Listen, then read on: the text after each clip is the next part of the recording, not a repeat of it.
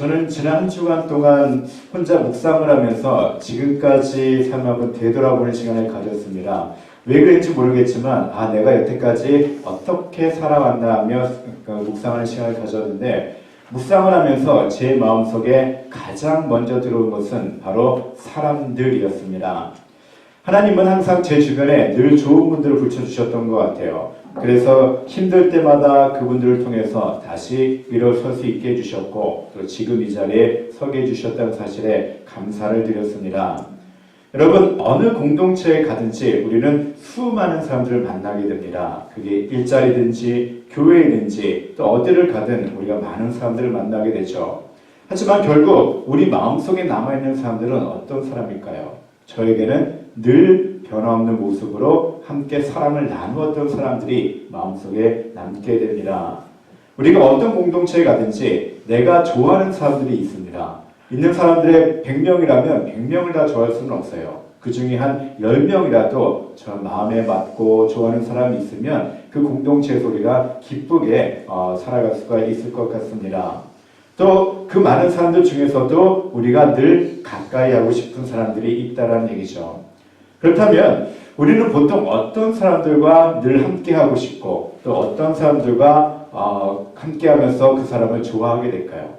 대부분의 많은 경우들은 성격이 비슷한 경우가 아마 많이 이렇게 마음도 통하고 좋아하게 될 것 같습니다. 그리고 또 상대방이 나에게 호감을 갖고 나를 사랑해 줄 때, 또 상대방이 나에게 은혜를 베풀어 줄 때 그 사람을 더욱더 사랑하고 또 그 사람과 더욱더 깊은 교제를 나누게 되는 것 같습니다. 우리가 하나님을 사랑하는 이유도 바로 거기 있다는 얘기죠. 우리가 하나님을 그냥 무턱대고 무의미하게 이유 없이 사랑하지는 않습니다. 바로 하나님이 나를 먼저 찾아와 주셔서 나를 사랑해 주셨기 때문에 우리가 하나님을 의지하게 되고 하나님을 사랑하게 되는 거죠. 또 하나님 하면 우리에게 항상 은혜를 베풀어 주시는 그런 분이라는 사실을 우리가 알고 있기 때문에 우리가 마음을 다해서 하나님을 사랑하게 되는 겁니다. 여러분, 우리가 성경을 쭉 읽다 보면 정말 하나님의 은혜가 얼마나 큰지 우리는 깨닫게 됩니다. 그 중에서도 오늘 우리가 읽었던 이 본문의 내용이 바로 하나님의 은혜가 얼마나 큰 은혜인지에 대해서 우리에게 분명히 나타내주고 있습니다.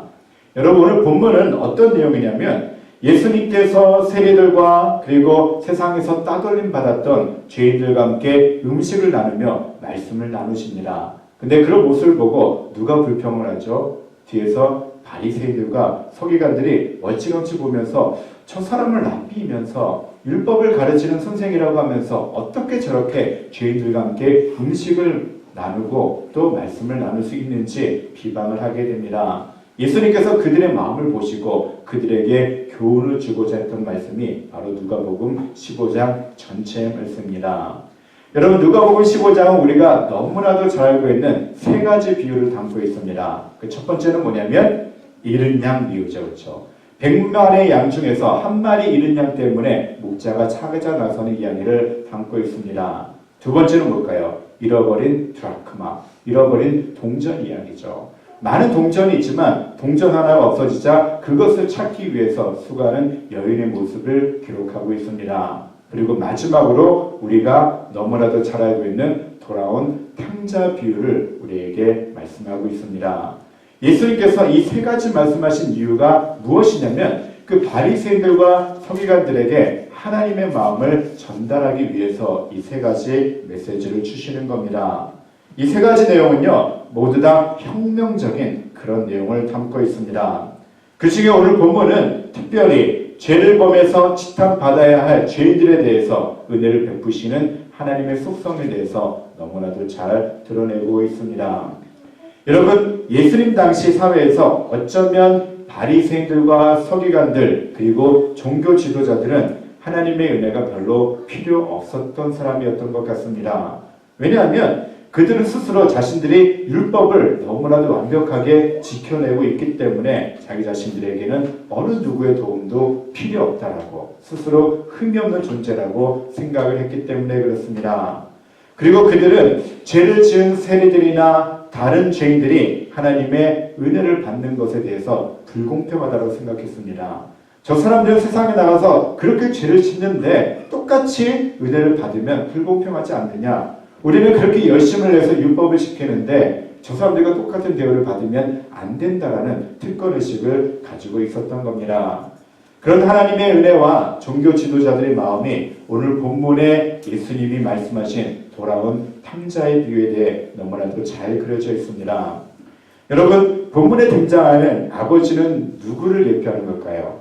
당연히 우리가 믿고 있는 하나님 아버지를 예표하고 있는 거죠. 그렇다면 큰아들과 작은아들은 누구를 비유하고 있을까요?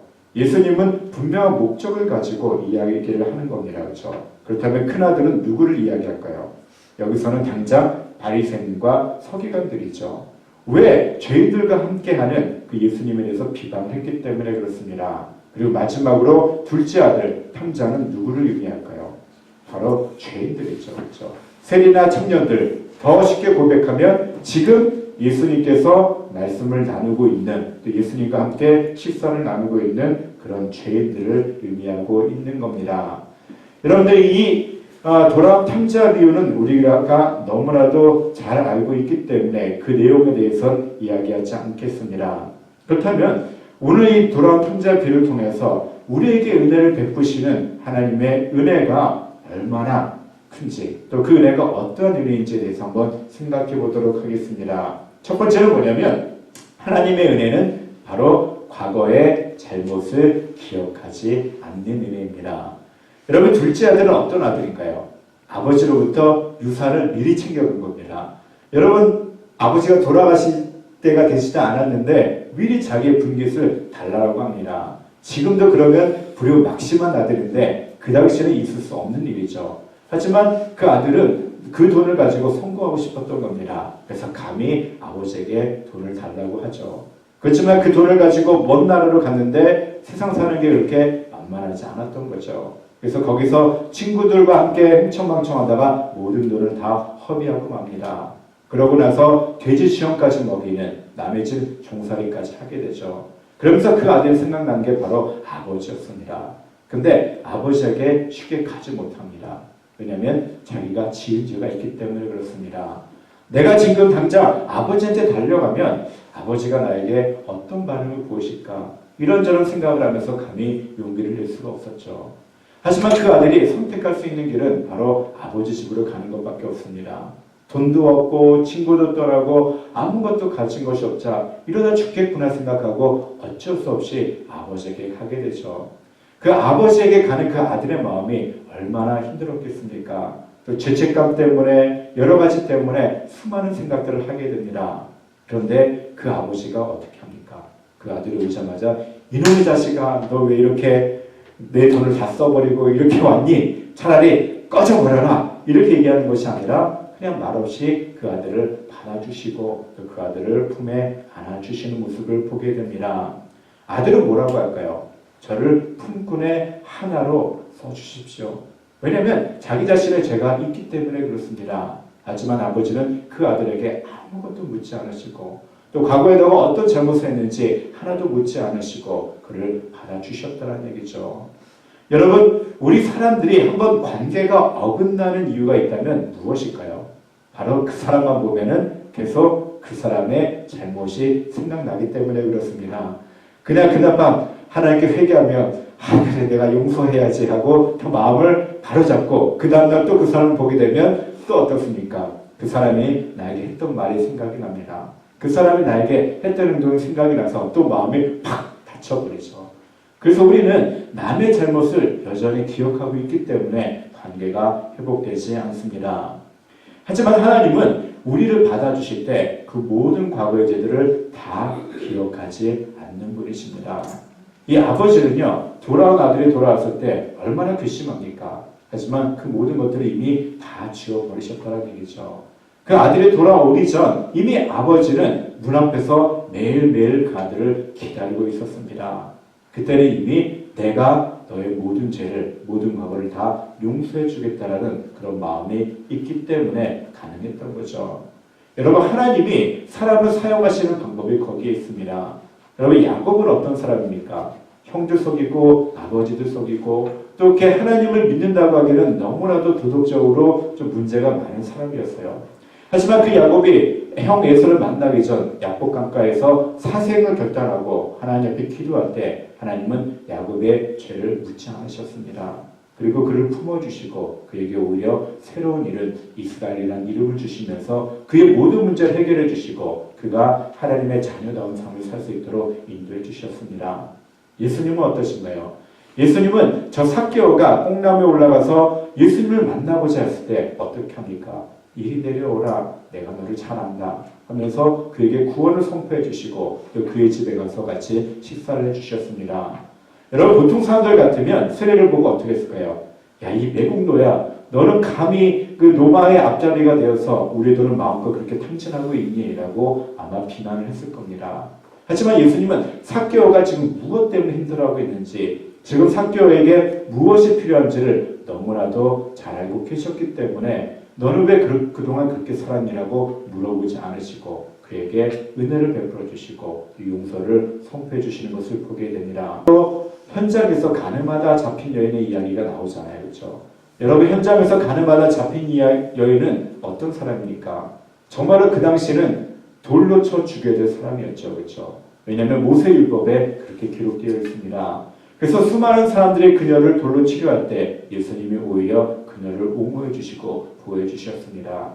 모든 사람들이 떠나고 예수님과 그녀만 남았을 때 예수님은 여전히 그녀에게 너는 왜 그렇게 살았니라고 물어보지 않으셨다는 얘기죠. 그때 예수님께서 그녀에게 하신 말씀이 뭡니까? 다시는 죄를 짓지 말라. 그러면서 그녀에게 평안을 선포해 주셨습니다. 바로 하나님이 베푸시는 은혜가 바로 우리의 죄를 기억하지 않는 은혜입니다. 여러분, 예수님께서 왜 이 땅에 오셔서 고난을 당하시고 십자가에 달려 돌아가셨을까요? 바로 우리가 짓고 있는 모든 죄가 너무나도 심각하기 때문에 율법을 통해서는 도저히 해결할 수 없는 부분이기 때문에 예수님께서 십자가에 달려 돌아가신 겁니다. 십자가에 달려 돌아가실 때 어떤 현상이 일어났을까요? 바로 성소휘장이 반으로 갈라집니다. 이 이야기는 뭐냐면 하나님과 우리의 단절된 관계를 회복시켜 주시는 겁니다. 어떻게요? 바로 하나님께서 그동안 우리가 지었던 모든 죄를 더 이상은 기록하지 않겠다는 의미로 그런 사인을 보내주신 겁니다. 여러분, 우리는 그렇게 하나님의 은혜로만 사는 사람들입니다. 하나님께서 만약에 우리가 지었던 모든 죄들을 다 기억하고 계신다면 우리는 부끄러워서 이 자리에 나올 수가 없습니다. 그런데 하나님께서 기억하지 않으셨기 때문에 우리가 당당하게 하나님 앞에 나올 수 있었음을 여러분 기억하시고 또 우리 죄를 기억하시지 않는 하나님 앞에 당당하게 나오시고 하나님께 감사하는 마음으로 예배를 드리며 삶을 살아가는 그런 우리 성도님들이 다 되시기를 주님의 이름으로 축원해 드립니다. 본문에 나타나는 또 다른 하나님의 은혜는 뭐냐면 바로 신분을 확인시켜 주시는 그런 은혜입니다. 여러분, 작은 아들은 자신의 죄를 생각하며 아들됨을 스스로 포기했습니다. 아버지에게 올 때는 이제는 나는 종으로 살아도 만족하겠다는 생각을 가지고 아버지에게 온 겁니다. 하지만 아버지는 어떻게 합니까? 그 아들에게 어떤 일을 하시죠? 바로 제일 좋은 옷을 그에게 입혀주십니다. 그리고 손에 가락지를 띄워주고 발에 신을 신겨주었다고 합니다. 여러분, 이 이야기는 어떤 이야기일까요? 너는 내 아들로서 다시 자격이 있다는 이야기죠. 그래서 아버지가 갖고 있는 집에서 가장 좋은 옷을 입힌 겁니다. 그리고 손에 가락지를 끼면서 너는 내 아들이다라고 이야기를 해주시는 거죠. 그리고 가만 보니까 아들이 신발이 없는 겁니다. 왜요? 다른 집에 종살이로 있었기 때문에 신발을 신을 수 없었던 거죠. 그런 아들이 너무나도 안타까웠던 겁니다. 마음이 아팠던 거죠. 그래서 그 아버지는 그 아들에게 신을 신겨준 겁니다. 이제는 너는 더 이상 종의 신분이 아닌 내 아들이 되었다라고 그런 의미를 부여주시는 거죠. 이 아들은 모든 것을 다 잃어버리고 너무나도 고단한 삶을 살았습니다. 세상에서 분명히 그가 잘못한 죄가 있습니다. 그의 죄 때문에 그렇게 어려워졌지만 그래도 그 아들은 고단함을 이기지 못해서 아버지에게 온 아들이었습니다. 그렇기 때문에 아버지는 그 국률한 마음을 가지고 그의 아들의 신분을 회복시켜 주시는 거죠. 우리도 마찬가지입니다. 여러분, 우리가 세상을 사는 게 그렇게 녹록지 않습니다. 때로는 내가 어떤 실수를 해서 그것 때문에 닥쳐오는 고난도 있습니다. 그럴 때 하나님께서는 너가 잘못해서 그러니 너는 거기에 대한 대가를 받고 그럴 거기에 대한 벌을 받아야 된다라고 이야기를 하시는 것이 아니라 너가 얼마나 힘드니, 너가 얼마나 고단한 삶을 살았니 하면서 다시 한번 우리에게 하나님의 자녀로서 누릴 수 있는 은혜를 우리에게 부여해 주시는 분이 바로 하나님이십니다. 여러분, 하나님께서 사람들을 사용하실 때 이름을 새롭게 부여해 주신 경우가 많죠. 아까 말씀드렸던 야곱에게 이스라엘이라는 이름을 주셨던 이유는 뭡니까? 더 이상 야곱 같은 삶을 살지 말아라. 약삭빠른 그런 삶을 살지 말고 이스라엘, 하나님과 겨루어서 이겼던 것처럼 날마다 하나님 안에서 승리하는 삶을 살라는 의미로 이스라엘이라는 이름을 주셨습니다. 여러분, 또 시몬에게는 무슨 이름을 주셨습니까? 예수님께서 베드로라는 이름을 주셨죠. 그렇죠? 이제는 너는 교회의 반석과 같은 역할을 감당하라는 의미로 주셨습니다. 또 사울에게는 바울이라는 이름을 주셨죠. 여러분, 그렇게 하나님께서 새로운 이름을 부여해 주신 이유는 뭐냐면 다시는 너는 옛날의 모습 그대로 살지 말고 새로운 사람으로서 하나님의 자녀다운 삶을 살라는 의미로 그들의 신분을 회복시켜 주시면서 주신 이름입니다. 여러분, 우리에게도 이름이 있습니다. 우리는 다 박성진, 한민정, 한재열, 박대현 나름대로 이름이 있지만 그 이름 말고 하나님께서 우리에게 새로운 이름을 주셨는데요. 성경을 통해서 주신 이름은 뭐냐면 바로 성도라는 이름입니다. 여러분, 성도는 어떤 뜻일까요? 거룩한 물이라는 뜻이죠. 바로 우리를 세인트, 성자라고 불러주시는 겁니다. 우리는 여전히 죄를 범하고 도덕적으로 불결한 사람이고 연약한 사람이지만 하나님께서 우리를 거룩하게 인쳐주셨기 때문에 우리에게 성도라는 이름을 부여해 주신 겁니다. 하나님께서 우리에게 성도라는 이름을 주신 이유가 뭘까요? 바로 이 땅에서 우리도 거룩한 삶을 살라라는 의미로 우리에게 성도라는 이름을 부여해 주신 겁니다. 아버지께서 왜 아들에게 그 아들의 신분을 다시 확인시켜 주시고 회복시켜 주셨을까요? 그 아들이 더 이상 죄의식 가운데 살지 않고 당당하게 하나님의 자녀다운 삶을 살라라는 의미로 그렇게 회복시켜 주셨던 겁니다. 우리에게도 마찬가지죠. 이 땅에서 우리는 여전히 죄를 범할 수밖에 없는 그런 연약한 사람이지만 하나님은 우리로 하여금 그렇게 실패한 가운데 살기를 원하시지 않습니다. 성도라는 이름을 주시면서 하나님의 자녀라는 이름을 주시면서 그 자녀다운 삶을 살게 하기 위해서 우리의 신분을 확인시켜 주신 것을 여러분 깨닫고 정말 내가 이 땅에서 성도다운 삶을 사는 것이 무엇인가에 대해서 한번 고민해 보시기 바랍니다. 그냥 아무런 생각 없이 사는 것이 아니라 여러분, 신분이 그 사람을 만든다라고 이야기를 하잖아요. 그렇죠?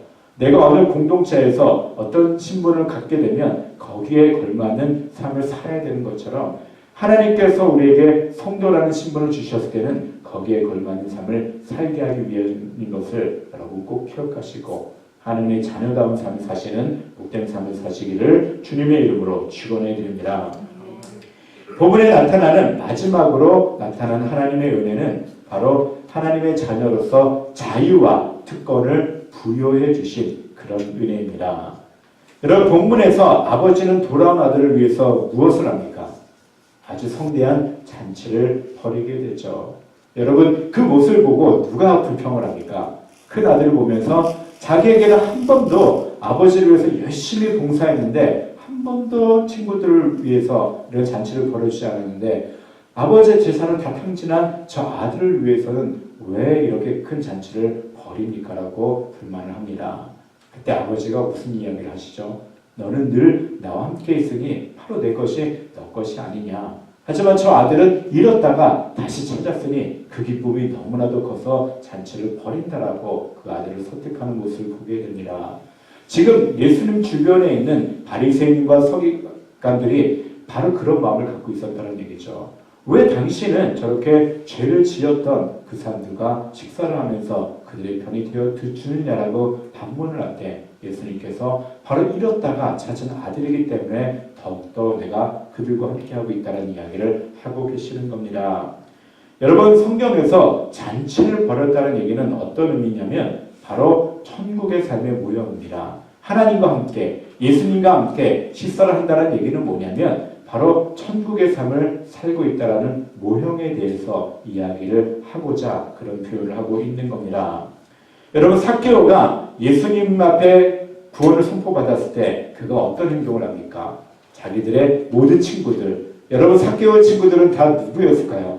대부분 세리들이었겠죠. 대부분 똑같은 사람들, 죄인들이었겠죠.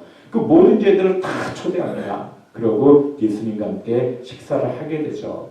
바로 예수님은 그렇게 이 죄인들조차도 나와 함께 있으면 그들도 하나님의 나라에 참여하는 자가 될 수 있다는 표현을 하고 싶으셨던 거죠. 우리도 하나님의 자녀로서 하나님의 천국의 잔치에 참여할 수 있는 특권을 부여받았습니다. 우리가 예수님을 영접하는 그 순간부터 우리는 바로 하나님 나라에 동참하게 되는 거죠. 그 대표적인 특권이 뭘까요? 바로 하나님 앞에 예배의 자리에 나오게 된 겁니다. 우리가 어떻게 감히 하나님 앞에 예배를 드릴 수 있을까요? 옛날에는 오직 제사장만 들어갈 수 있었습니다. 그것도 지성소에는 1년에 단 한 번 대제사장만 들어갈 수 있었습니다.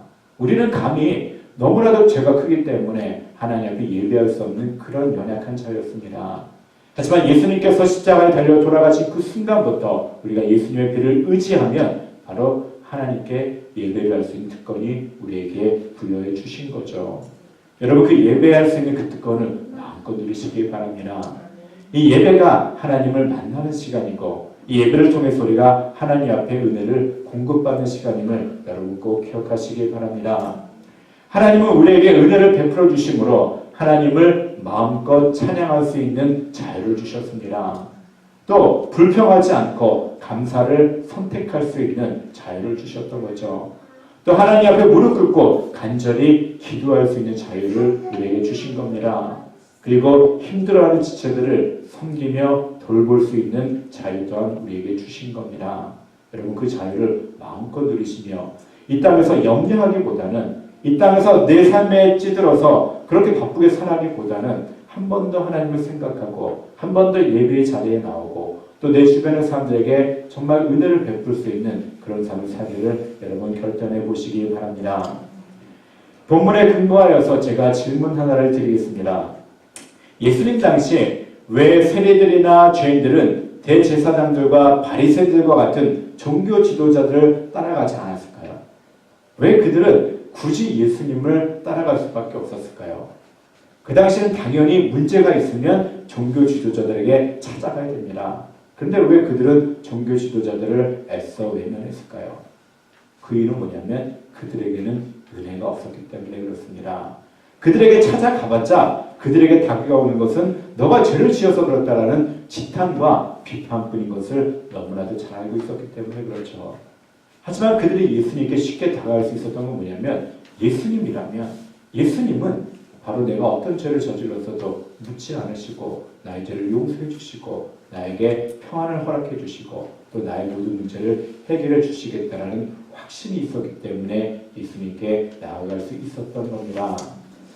여러분 하나님은 바로 우리에게 그런 은혜를 베풀어 주십니다. 여러분 자신이 그런 사람이 됐으면 좋겠어요. 예수님과 같이 어디를 가도 은혜를 베푸는 사람이 되시길 바랍니다.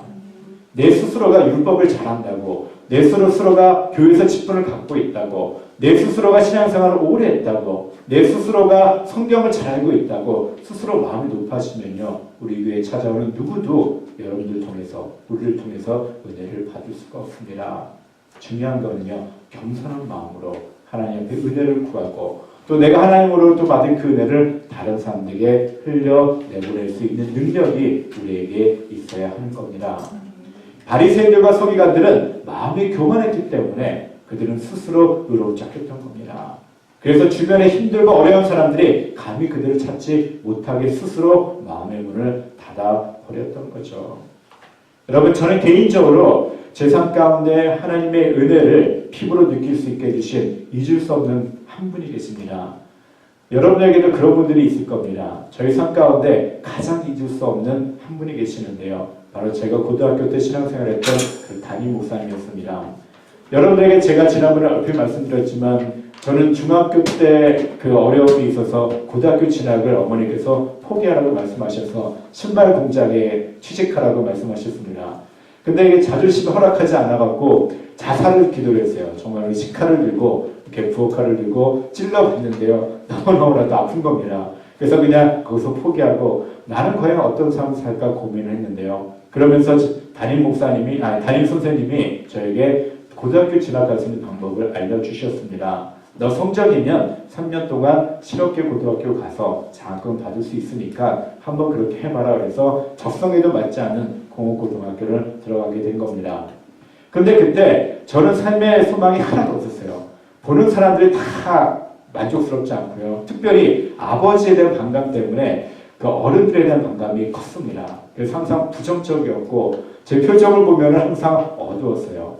근데 저의 유일한 기쁨이 하나 있었습니다. 그것은 뭐냐면 교회를 가는 거였어요.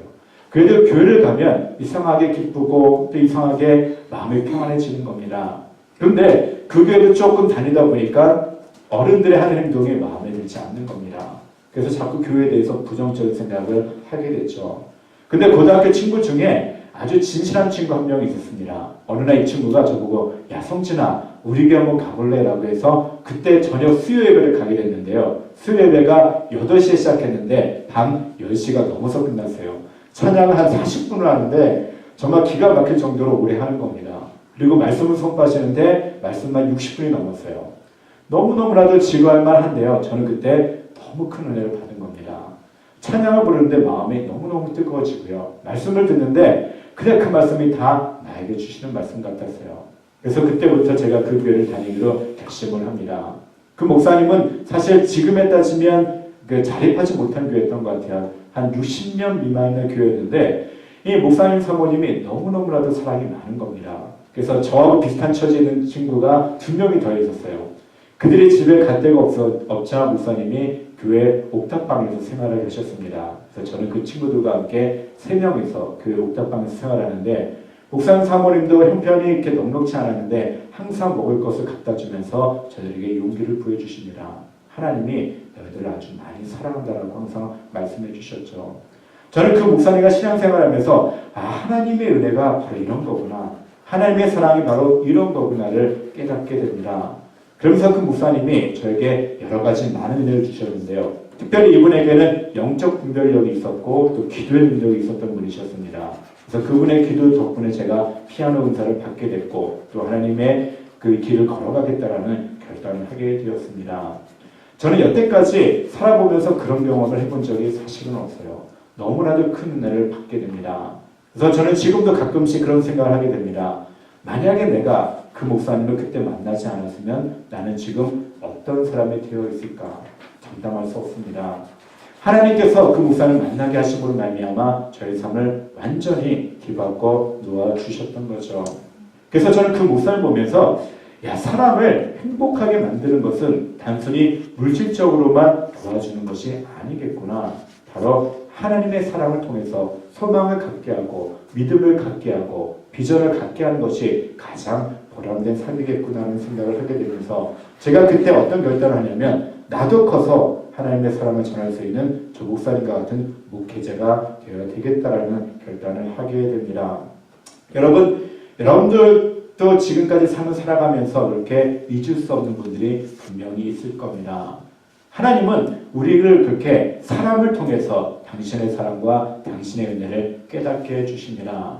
내가 받은 사랑이 너무나도 크죠. 여러분들이 받을 사랑이 너무나도 큰 겁니다. 그렇다면 우리가 해야 될 것이 무엇일까요? 하나님께서 그냥 우리에게 은혜를 베풀어 주시고 그냥 사랑을 베풀어 주신 것이 아니라 우리로 하여금 너가 받은 그 사랑을 다른 사람에게 나눠주게 하기 위해서 그렇게 은혜를 베풀어 주셨다는 얘기죠. 여러분 하나님은요 사람을 통해서 일하십니다. 하나님께서 우리를 자녀로 세워주신 그 목적이 무엇일까요? 바로 너에게 내가 은혜를 베풀어 주니 그 은혜를 다른 사람들에게 나누어 주라고 우리를 선택해 주신 겁니다.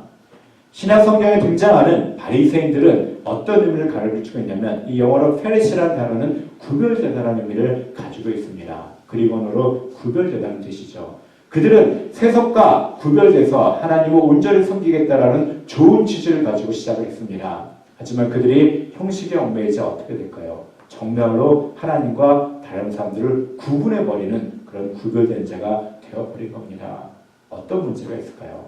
그들은 자신들이 받은 은혜를 감사하지 못하고 그 받은 은혜를 흘려보내는 것이 아니라 나만 그 은혜를 받겠다라고 가둬누웠기 때문에 그런 사람이 되어버린 겁니다. 우리가 신앙생활을 오래 하면 그런 함정에 빠질 때가 있습니다. 하나님을 나만의 하나님으로 생각할 때가 많아요. 나만 은혜 받고 나만 잘 되면 된다는 생각할 때가 참 많이 있습니다.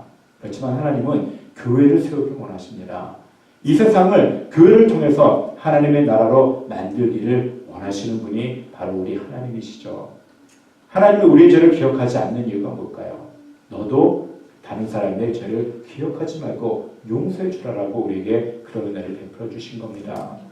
하나님께서 우리에게 하나님의 자녀로서 삶을 살아갈 수 있는 신분을 회복시켜 주신 이 은혜가 바로 무엇일까요?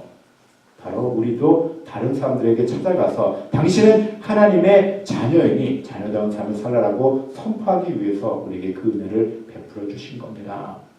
하나님께서 우리로 하여금 천국의 삶을 살 수 있도록 예배의 자리에 나올 수 있도록 그렇게 특권을 부여해 주신 그 이유가 무엇일까요? 바로 우리도 나가서 하나님을 알지 못하는 사람들, 또 하나님의 자녀가 되었지만 여전히 갈망하는 사람들, 갈등하고 있는 사람들을 데리고 와서 그들에게 하나님의 나라가 어떠한지를 알게 하기 위해서 그 은혜를 베풀어 주셨다는 사실을 여러분 꼭 기억하시기 바랍니다. 중요한 거는요, 다시 한번 말씀드립니다. 하나님은 우리를 통해서 그 사랑과 그 은혜를 나누기를 원하신다는 사실입니다. 돌아온 탕자가 아들의 신분을 가지고 어떻게 했을까요? 본인 스스로 죄를 짓지 않았겠죠. 본인 스스로 아버지께 감사했겠죠. 하지만 더 나아가서는 어떤 일을 했을까요? 바로 자신들과 함께하고 있는 친구들, 자신들과 함께하고 있는 그 종들에게도 동일한 은혜를 분명히 베풀어 주셨을 겁니다. 왜냐하면 그가 힘들 때마다 바로 아버지가 베풀어 주셨던 은혜가 생각났기 때문일 겁니다.